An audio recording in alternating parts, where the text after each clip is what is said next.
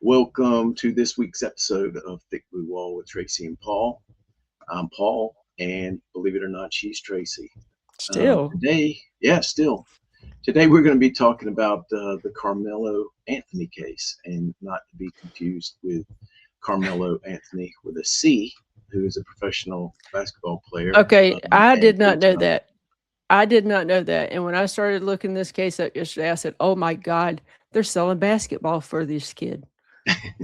I mean, I thought they were raising getting like signed basketball. So I had to say that I had no idea who No, there this was is another Karmelo Carmelo. with a K. Karmelo I with was a like, K. I was getting His so parents mad. didn't I want was him to like, be confused with the three-time Olympic gold medal basketball player.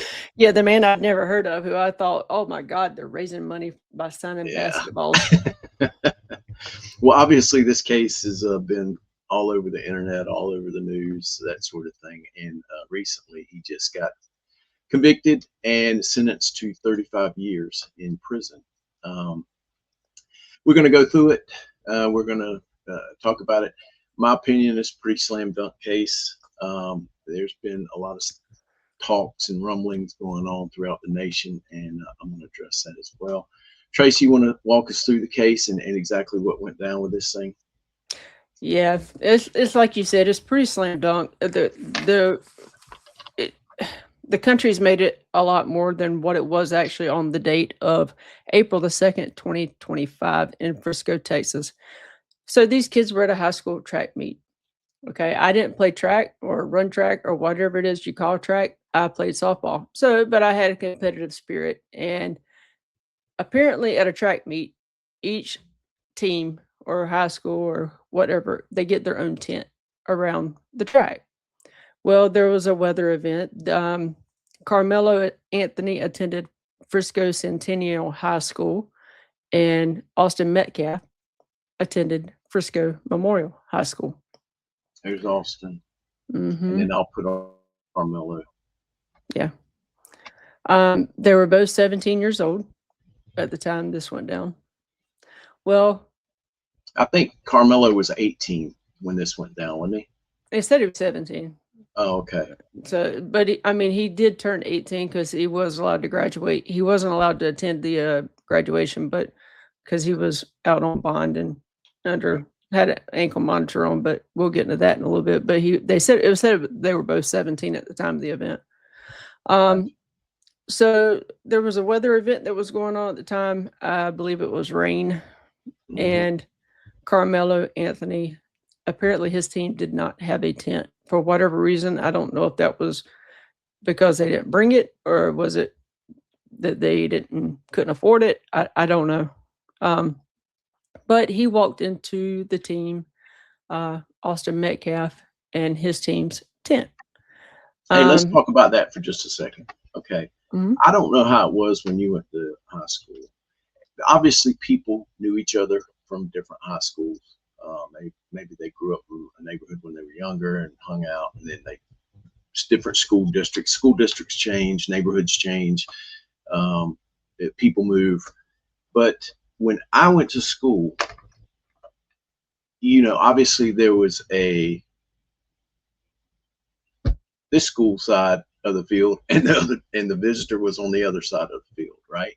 Mhm. They really didn't intermingle. Now, I can honestly say I have never attended a track event, so I don't know how that is. I don't know if that's like one big kumbaya family. I Doesn't don't sound know. like it. That It doesn't doesn't. sound It like doesn't it, sound like right? it. So,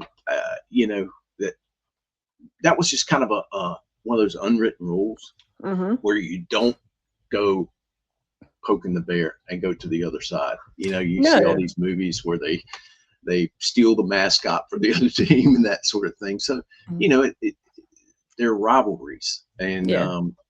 you don't.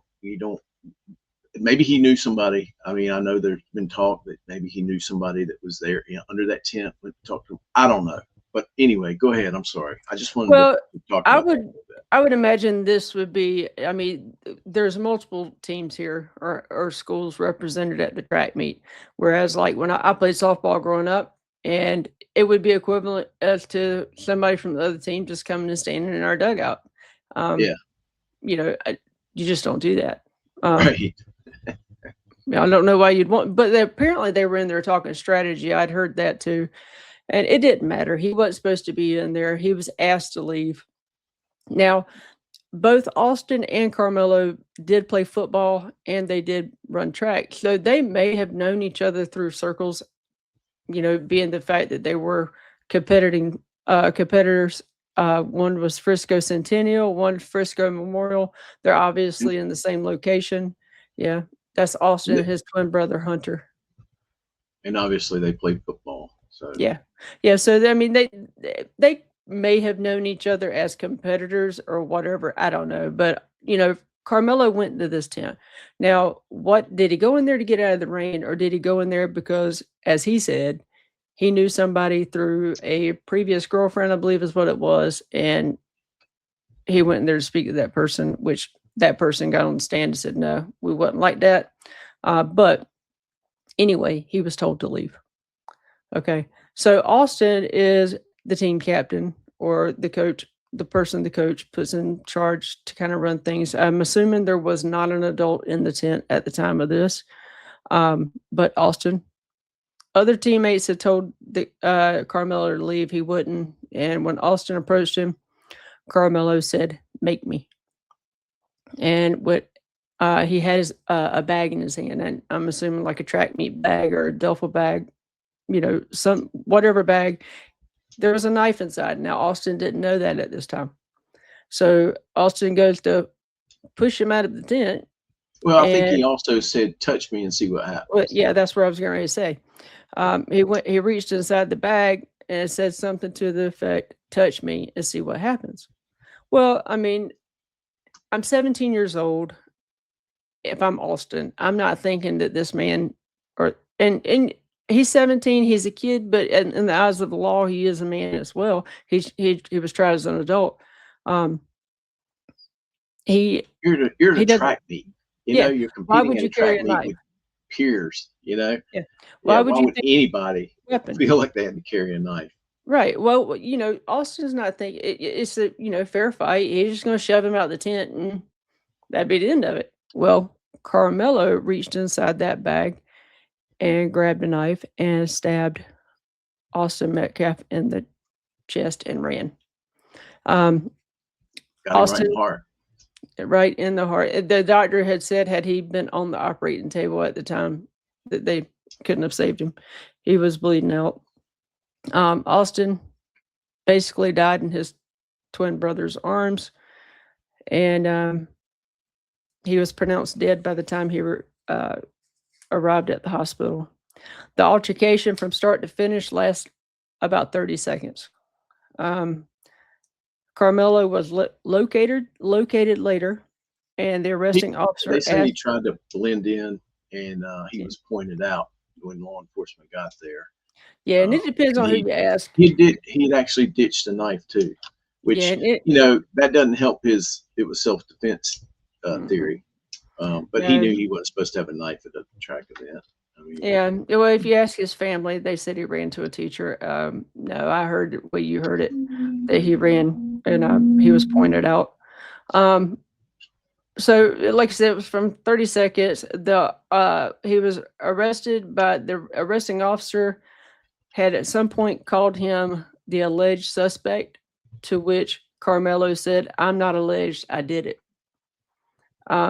Carmelo stated, "I was protecting myself. He put his hands on me and I told him not to." He then later asked the officer if what happened could be considered self-defense.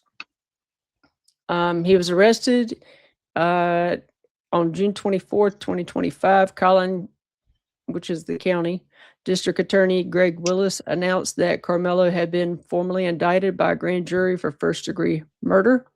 He was tried as an adult. Texas and most every, if not all, other states consider 17-year-olds to be adults, and depending on the crime, they can be tried as an adult.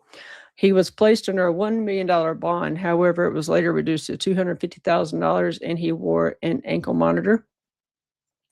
On June 9th, 2026, the jury convicted Carmelo after 3 hours of deliberation.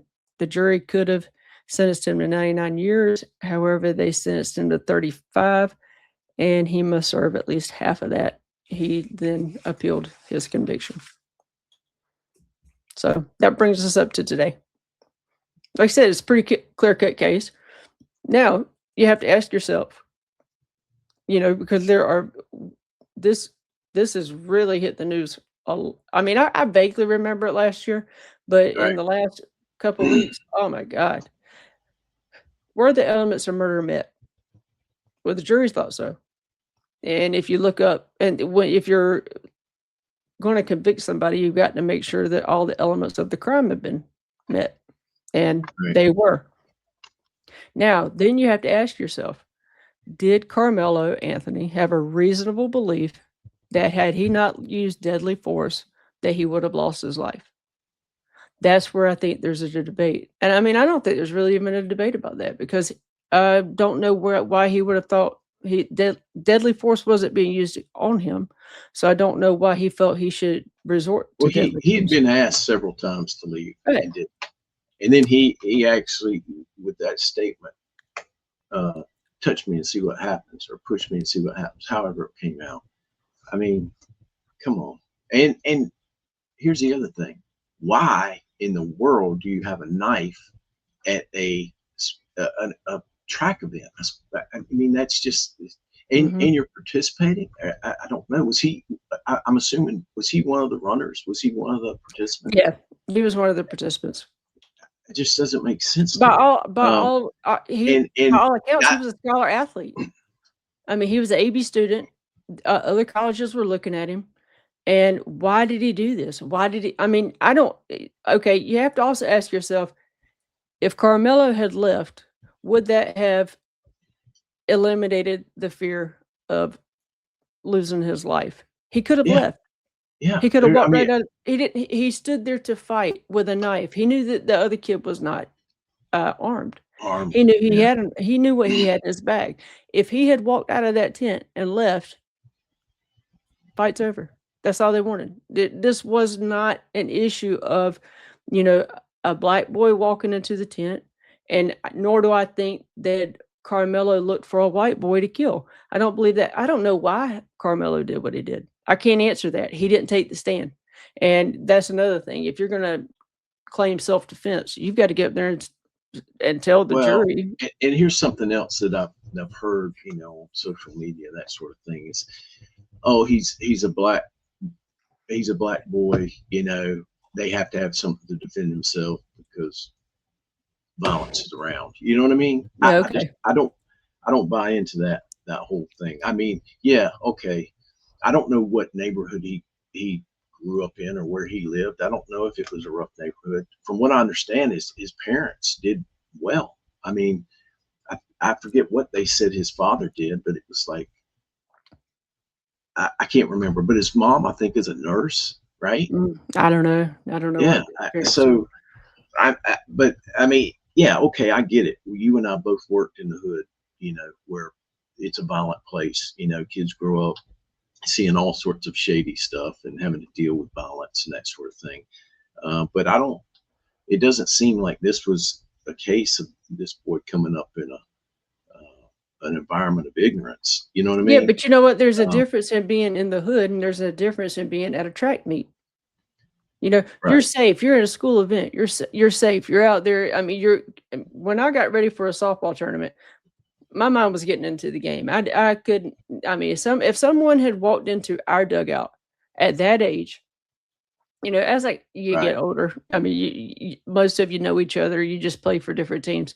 But as you get at that age, what would I have done? And I kicked him out. I've done the exact same thing. Now, what that could have been me. My son, he's 20 years old. Just a few years ago, he was playing high school football. I watched so much testosterone on that field. Oh my God. I mean, I even asked him. I mean, Jackson would make a tackle and he'd get up and, like, pump his shoulders in front of somebody. It's like, why do you do that? And it's testosterone. Well, I mean, here's the other thing. And this hadn't been brought up. Now, granted, it's a school event. It should be safe. There are school shootings. There are like rival gang members that show up to these football games, to these sporting events. and sometimes they pop off because of a lack of respect. Yeah, but you don't bring a knife to What a do you? gunfight. Yeah, exactly. And that's what's a knife going to do? Yeah, exactly. Stand back with your weapons. So, why did he have nobody's Disarm answered that question. yourselves. Nobody has answered the question as to why he had a knife. Yeah. Yeah. So I mean, we anyway, had scissors in our bags for like sports tape, stuff of that nature, but we didn't walk around with blades, yeah. just in case we needed to cut the tape on our when we're wrapping up our ankles or whatever it was we were wrapping up. But I mean, this case in the last, There was no it sense in makes me this. sick. No It sense makes me whatever. sick And I because think the jury made the right call. I mean, it only took yeah, them 3 hours to come back with a guilty verdict, and another yeah, less than 3 hours to come up with yeah. a 35-year sentence. Now, there's a couple other things that have popped up. Now, after the fact, they're saying that, oh, there's other cases where the person, it was reduced charge, same situation, which it wasn't the same exact situation, but they're similar. It's a similar situation where a person got stabbed and died, where it's been reduced to like a manslaughter type thing, where they got 10 years. Why did he get 10 years? Another argument is, oh, there was a jury of his peers. It wasn't a jury of his peers because there were no African Americans on the jury. So when I heard that, I looked up some stuff, and anybody can Google this on the internet. So let's look at what a jury of peers,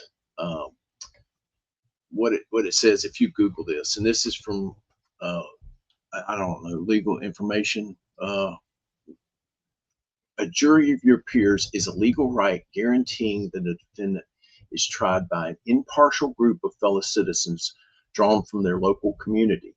It does not mean the jury will share the exact age, race, profession, rather that the jury pool represents a fair, unbiased cross-section of the public. And you and I have both seen this in trials, Traci, where you've got the prosecutor, you've got the defense attorney, and they go through these jury members, and they'll ask them a series of questions to determine, hey, can they be impartial? They don't care. They care if they know the defendant. They care if they know the officer, the charging officer, because that could show some partiality, right? If let's say you live next to Karmelo Anthony, and he's always like, hey, Mrs. Smith or whoever, you know him as a good boy. Oh, he couldn't possibly do that. It goes back to what I always say. Oh, little Johnny couldn't do that, Mhm. but they go through to try to do their best to eliminate. Now, can people sit up there on the jury pool and lie their tail off? I mean, that people sit up there and try to get out of jury. Oh, there's no way I can be impartial. This person is guilty. They'll do whatever they can to get out of sitting up there on the jury. But their only care is that this jury is impartial. They don't care if they're white, black, Asian, Hispanic, Latino. They don't care about any of that stuff. So, that was done as far as I know. Just because there's Well, not African American on that jury doesn't mean that he got an unfair trial. no, Let's it look at doesn't. something else too. Impartiality over identity. This is under the same this law.com. The law interprets peers simply as fellow citizens.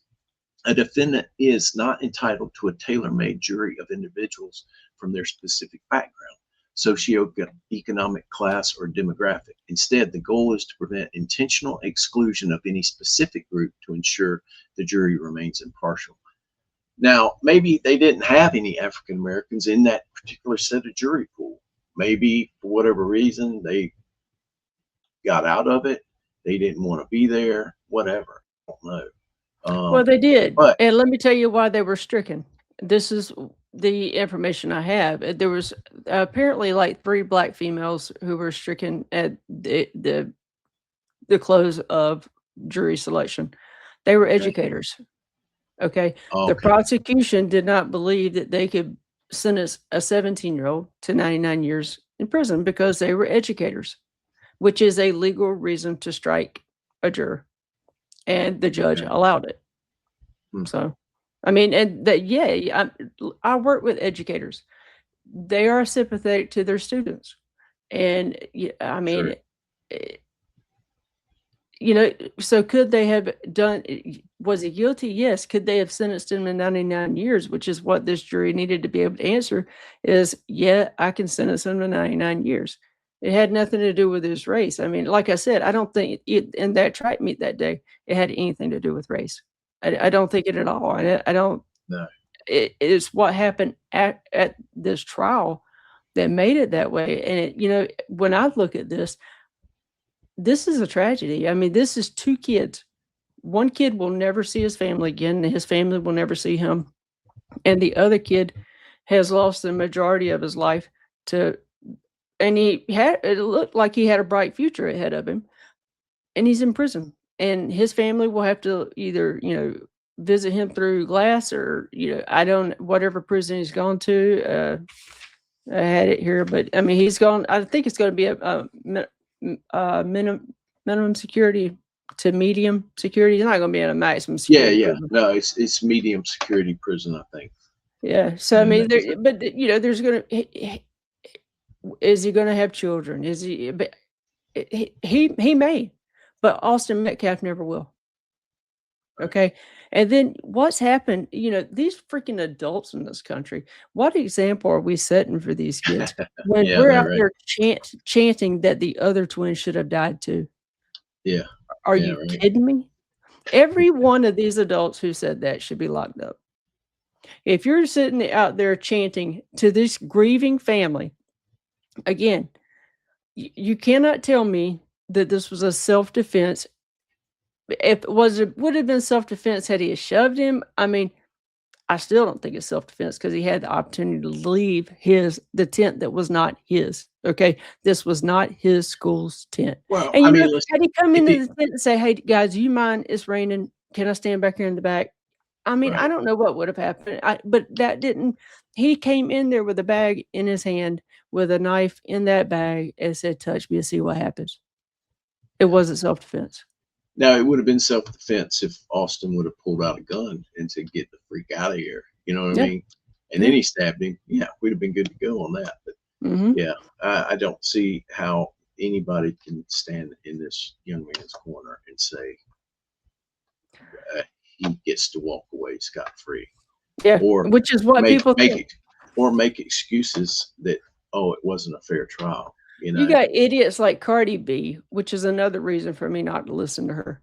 I really don't even know who she is other than the fact that she's a, uh, a singer, if that's what you wanna call her, but she's making these stupid. I mean, 2 parents 2 sets of parents lost their kids in different ways, and you're gonna make stupid comments out there.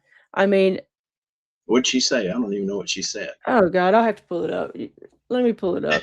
She said something. It just pissed me off, and I had to keep going. Because I'm an adult. If I don't like something, I keep scrolling instead of feeding into it.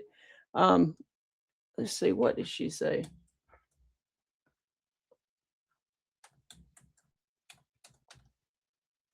Let's see. Carly B heavily Uh, criticized the murder conviction and 35-year prison sentence of Karmelo with a K, Anthony, on social media. Anthony was convicted for fatally stabbing 17-year-old Austin Metcalf, which we know. She called the verdict disgusting and claimed the court was trying to make an example of a young black teenager. Um, she argued that Anthony was outnumbered, was physically smaller than the victim, and was simply protecting himself during the altercation. because she was sitting there. Yeah. Outnumbered in what there was nothing presented that the team got up to beat him up. There was nothing presented in court that said that this is a deadly force self-defense case. Ooh, Nothing. this is pretty. She did say this. She said the judicial outcome would have been vastly different if the races were reversed, stating that no law protects black youth in similar situations. Wow. I don't even know what this bitch looks like. I mean, I don't care either. I mean, just stupid comments, ignorant comments that like that. Um, it's the reason why we still Well, have these you know as problems. well as I do that the comments are based strictly on a race thing. You know what I mean? It's not based on And anything that's sad else because you other can't. Your than kids, race. we But want what's our kids. ashamed is that she's looked highly upon by a lot of people in this nation, and uh, they're getting fed this information, which Yeah, I'm reading this stuff that these were her citing the following points. She should have been an attorney. I think she missed her calling. That she argued that the 35 years is heavily excessive for a teen without a prior record, and that manslaughter should have been considered instead of murder. You don't know that it wasn't. You wasn't in the jury room. But were the elements of murder met? Yeah, they were. Cardi B. Um, she maintained that Anthony was surrounded and only trying to protect himself against a bigger opponent. He provoked the fight. yeah, You don't get to start a fight and then say, "Oh, I'm gonna kill you because I don't like the fact that you're standing up to me." I mean, he started the fight. I think the big thing that's going on with these youth is it's all about respect. You know, I'm being disrespected. You can't take that Yeah. line down. Who gives a crap? Walk away, dude. You got your life. I mean, if it was that bad and they gave you a chance to walk away, why didn't you walk away? Well, You know what I I'll mean? tell you this. I'm like you. I don't think it comes down. There's nothing to do with black or white in this situation. It would have, probably. At 17 years old, if that had been me and I'm in that situation and you're in my dugout, the last thing you would have wanted to say to me was, "Put your hands on me and find out." I wasn't the one because I mean, you might have had time to get to your bag. I I'll tell you this. This happened probably in my 30s, I would have to say. It was before I played sports up until my second I tore my knee out the second time. And I had a guy, I was playing in a co-ed game and I was playing third base. And I typically didn't hear anything from the stands because I was super focused. It was I have ADHD pretty bad, and it's the only place. Really? I know you have Wow. a hard time I believing would have that, never guessed that. but the ball field was the only place I could go, and I was completely focused, and no thoughts were coming in my head, and I just paid attention to what I was doing. I literally thought, "What am I going to do if this ball is hit to me?" Before every batter. Well, I heard this D-bag on the opposing, teams. He wasn't playing for the opposing team. He had played for some team, but he wasn't, playing with the team we were playing against. But he was in their bleachers, and he was running his mouth at me, and I'm like, "What the" well, I mean, I'm never been one to take it. I run my mouth back at him. So after the game, he comes in our dugout, and I'm like, "Oh, mm-mm." No, and this is a co-ed game. Well, I could get a bat. And I tell him to get out of our dugout. Well, he wants to run his mouth at me. Not the time to do it. And it you wouldn't believe this, but another female on the team who ended up being one of my really good friends, we both jumped up. Get out. You don't get to you don't get to sit over there and run your mouth on all game and then come over here and talk shop with the people that I play ball with. You don't get to do that. You weren't even on the other team, but I kicked him out of my dugout because you ran your mouth at me the entire game. Now, after once we became adults, Did you commit a felony? thought about it. I mean, but had he come at me, why would I use that bat? Sure, I would have, but he was in my dugout. I was where I was supposed to be. Okay. I was getting my gear up. I was trying to leave the ballpark. I was where I was supposed to be.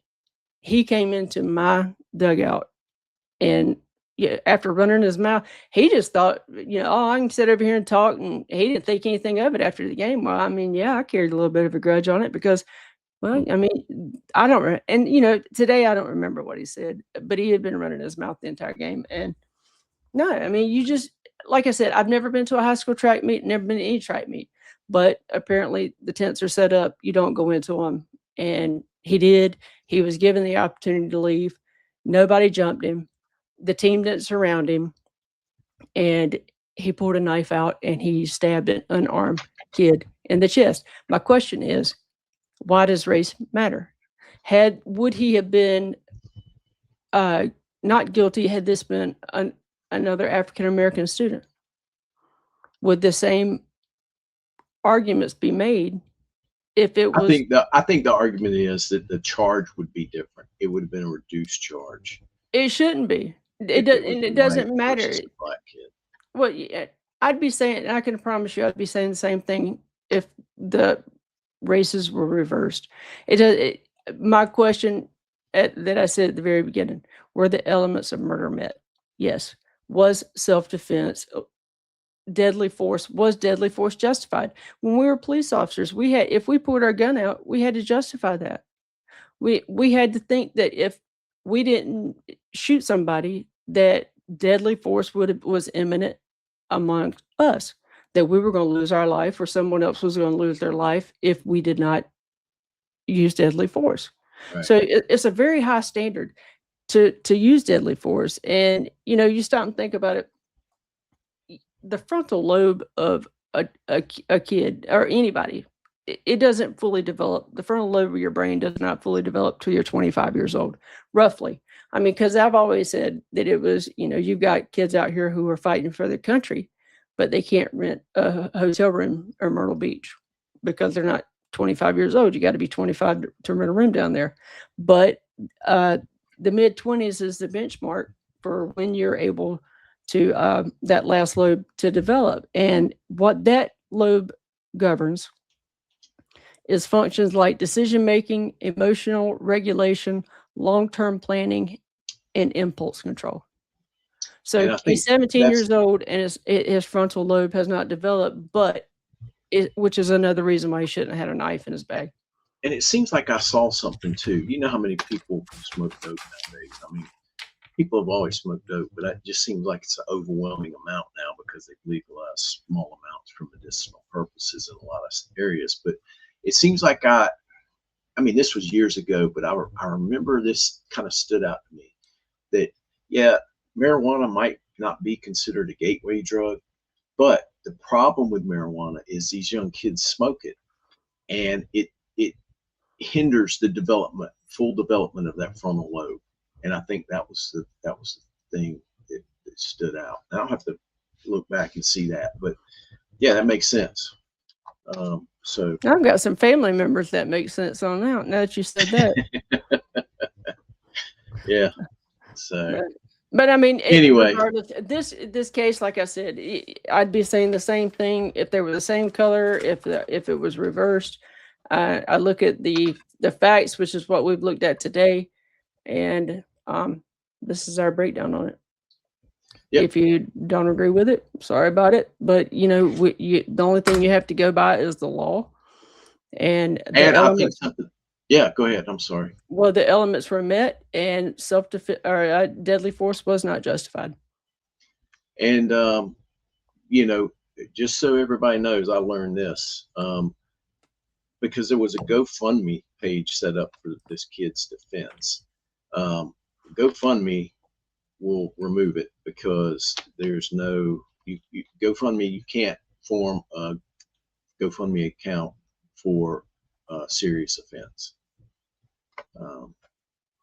So I didn't know that, but I mean, it makes sense, Well, the parents did not. I found this out. Well, the judge did not allow cameras in the courtroom, which I hate. A lot of us hate, because you want full transparency. He had his reasons. He's the judge. He could do that. Whether I like it, and every other nosy person in the country likes it, that was his decision. But the parents were not even in there during sentencing. I'm not now. I might be wrong. I haven't checked this, but I don't believe they were in there during victim impact statements. And it got really emotional there because the mom gave her an impact statement. the dad got really emotional and, told Karmelo, you could, I think he said, you could stab my son in the heart, but you can't look me in the effing eyes. And then the twin Good brother. gosh. Check this out.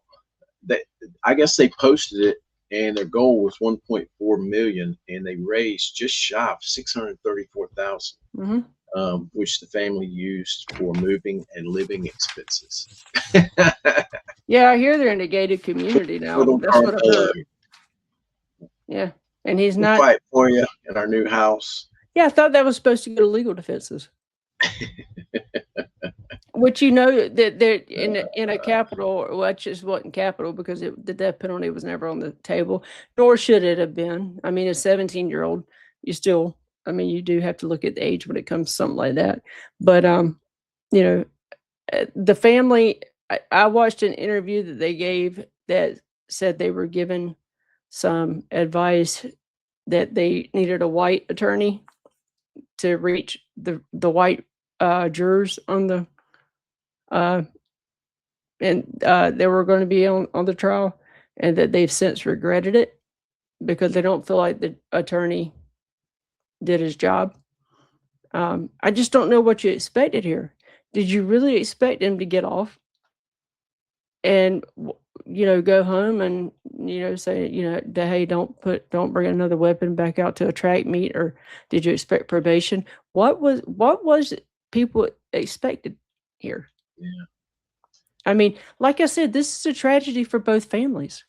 Both families lost their son in one way or the other. But the good thing about Karmelo is, in 35 years, he gets to see his family again. He gets to hug them. He gets to go on with life.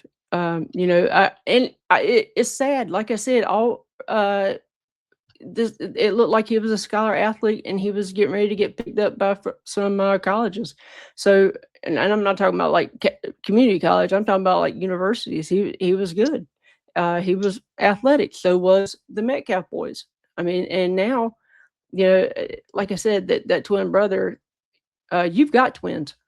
They have a bond with that. And these they actually feel each other's pain, literally. I've had that situation with my twins. Two different events. As parents of twins, you divide and conquer. I had my boy at a basketball game.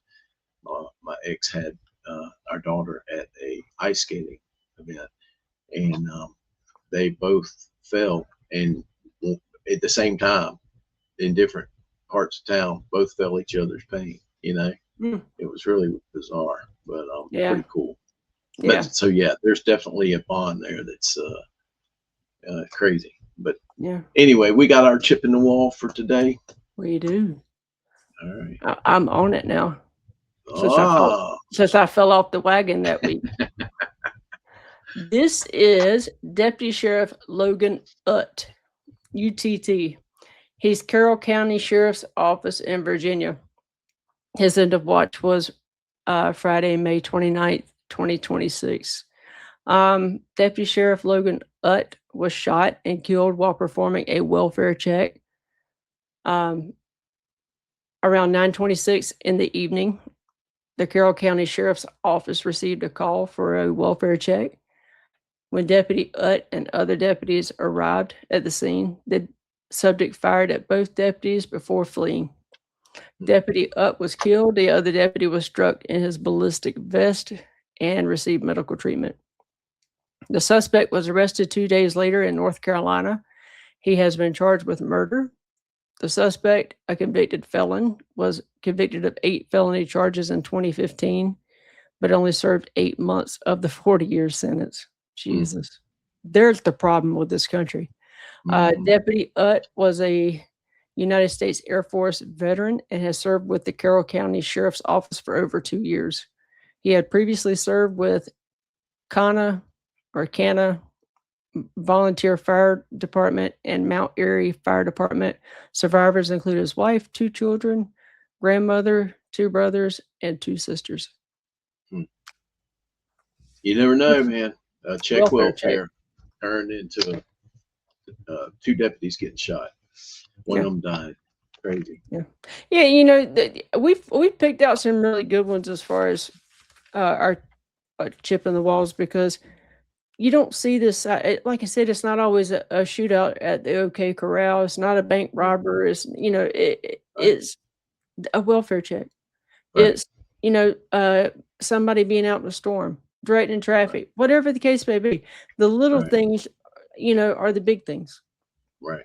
And I don't know what the welfare check was for. I don't know if because there's different types of welfare checks. Yeah, it could have family been not strange subject. yeah, or it could have been we hadn't Subject heard acted from him in a bizarre. week. Right. Yeah. So it didn't go into detail on what that was, but Yeah. it was Well, enough for them to send out two. I'll say that. right. So Deputy Utt, we appreciate your service. Thank you, sir. And to the other deputy that was shot, if you happen to be looking in, our thoughts and prayers with you for speedy recovery, and hope all is going well with you. Yeah. All right, so that's going to wrap it up for this week's edition of Thick Blue Wall. If you like, then like and subscribe. It doesn't cost you a thing. Not now, but it will be $5 million at some point. We'll be charging because this is very valuable stuff. You're getting top-notch breakdowns right here. And if you are not already, which you're watching this, hopefully you are subscribing to it, but follow us on Facebook, because we give special content on Facebook. We will give you some of our bloopers. We've not had as many bloopers. Somebody asked me the other day, I don't remember where I was, but was talking about our editing. And I said, editing? What editing? We just roll with it. We don't know how to do that. We got one bite at the apple here. We haven't got that far. We're just that good where we don't edit anything. Not that we know did how. Good just to get pictures up there. Okay. Usually we're 20 minutes into it when the dogs bark or something happens, and we're like, God, we gotta start over. Or our lips were 5 minutes ago, and right. Remember those? Thank God we got that sorted out. That was a nightmare. Well, I don't want to say it we too were like loud. A bad Japanese movie, man. It was horrible. It was bad. It was bad. Yeah. That was during your Karen Reed days, which she's back in the news. Yeah. Did you did you hear about all the she's suing Massachusetts State Police, the town of Canton, and then all the text messages that were released from Proctor and Sergeant Good. Yeah. Man, there's a nasty, nasty stuff going on in Massachusetts right now. I mean, it makes me question the entire. If you're a cop, and let me tell you, Boston is my second love as far as cities. I love the Red Sox. We've gone up there. I've gone up there several years. I love Boston, but I don't. I said if I didn't live in Wilmington, I might live in Boston. Nah, I don't think I would at this point. No. At some point, I want us to do Sandra Birchmore. That's another case out of Canton, or Massachusetts. I think it's around Canton, but I won't go into details about that because I only have limited information at this time.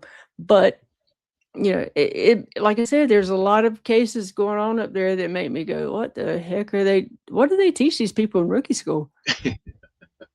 Yeah, so. Nothing is ever private. So your private chat messages that these people thought they had, they're not. They're coming back. Well, I mean, in that they always harp on that with us. You get a work phone, it's open to public scrutiny, and if you do any work on your personal cell, that is, as a public official, that is always also open to public scrutiny. Yeah, so it's public record. Keep that in mind, people. You are a public servant. It is public record. I mean, I very rarely even use my cell phone at work. But I surely. But if I'm not mistaken, this was Procter and Good's personal phones. I think that they thought that they were completely protected, and they're. You know what? You can get anything with a subpoena. Yeah. Right. So. All right, we're gonna wrap it up. We appreciate you joining in, and as always, peace and stay safe.